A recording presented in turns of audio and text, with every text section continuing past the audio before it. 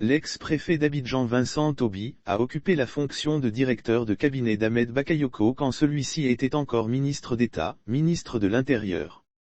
Il fait des révélations sur son ancien patron dont le monde entier célèbre ce 10 mars le premier anniversaire de sa disparition. Les relations entre Ahmed Bakayoko et le président de la République n'ont pas toujours été calmes et douces. Il y a eu des accrochages.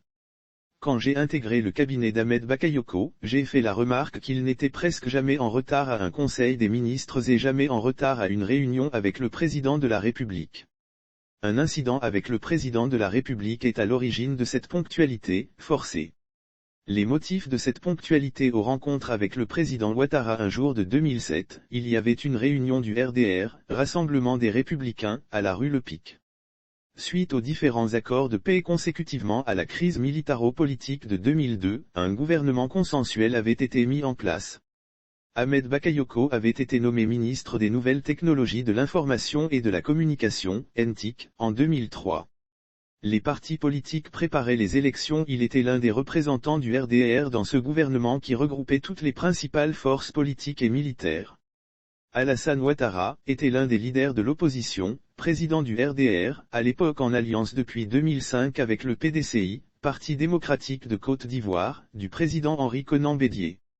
Les personnalités politiques préparaient ardemment les élections qui allaient de report en report, dans un pays divisé, au propre comme au figuré.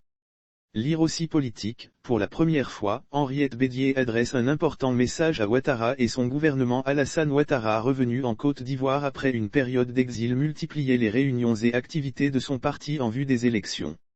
La rue Le Pic, où se trouve le siège du RDR jusqu'à ce jour, ne désemplissait pas.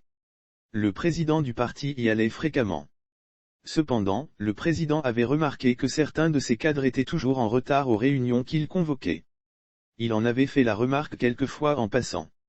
Ouattara fâché exige la fermeture de la salle de la réunion un après-midi de 2007. Le président du parti RDR d'alors, Alassane Ouattara, arrive à l'heure comme toujours pour une énième réunion qu'il avait convoquée.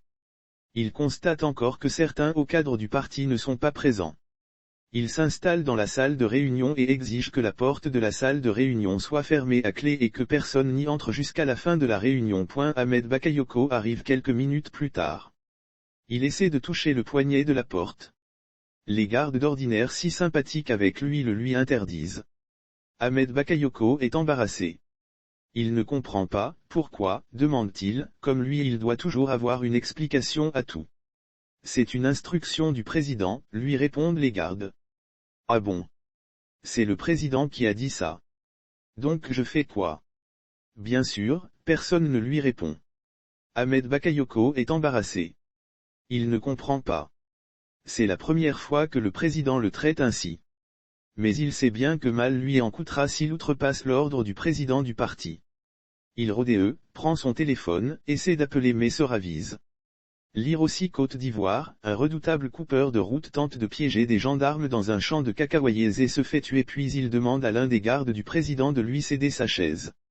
Il prend le siège et l'installe devant la porte fermée de la salle de réunion, au milieu des autres gardes du président.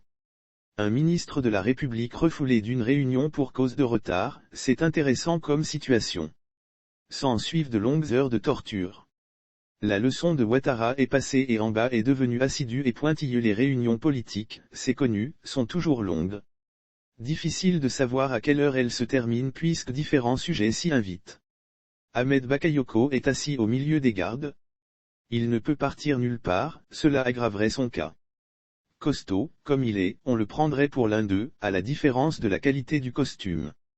Ahmed avance vers lui et bredouille des mots d'excuse, essaie d'expliquer les raisons de son retard. On ne part pas à une réunion avec le président du parti avec un costume négligé et surtout pas Ahmed Bakayoko, qui aime s'habiller.